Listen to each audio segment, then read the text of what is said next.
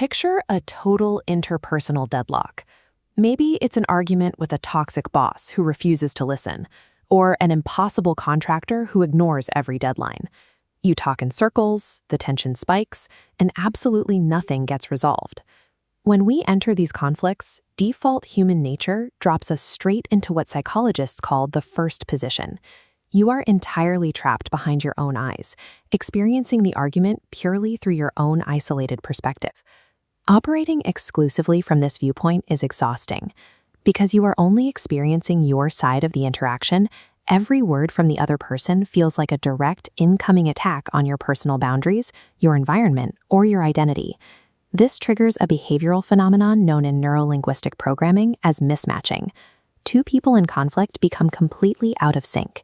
Your body posture, gestures, and communication patterns actively repel each other, ensuring neither side feels heard. From inside this first position, your only real strategy is hoping the other person will eventually realize they are wrong.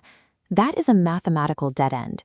You do not control their variables, which means trying to solve a toxic dynamic by simply wishing your opponent would change is impossible.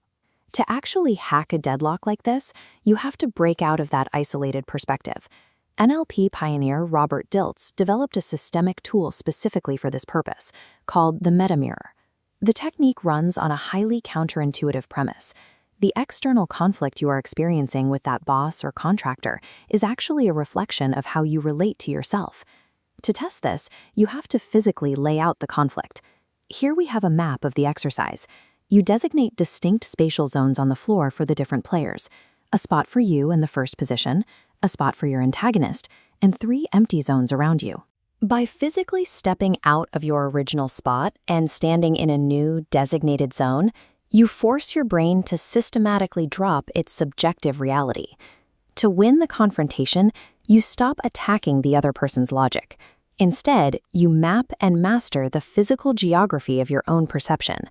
First, you step into position 2, leaving your viewpoint entirely to adopt the point of view of your antagonist.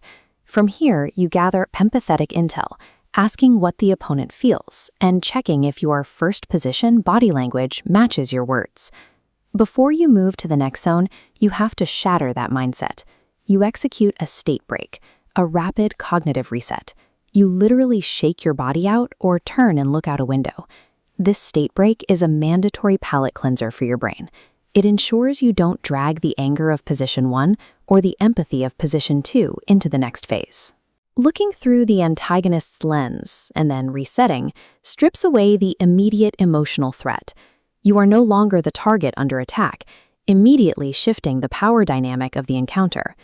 Now we move to position 3. This diagram illustrates the vantage point of the independent observer, a space entirely outside the original conflict radius, viewing both parties completely dispassionately. As the observer, you focus strictly on your first position self. A line of judgment forms. Are you angry at your passivity or frustrated that you're escalating? Finally, step into position 4 to analyze how the observer relates to position 1.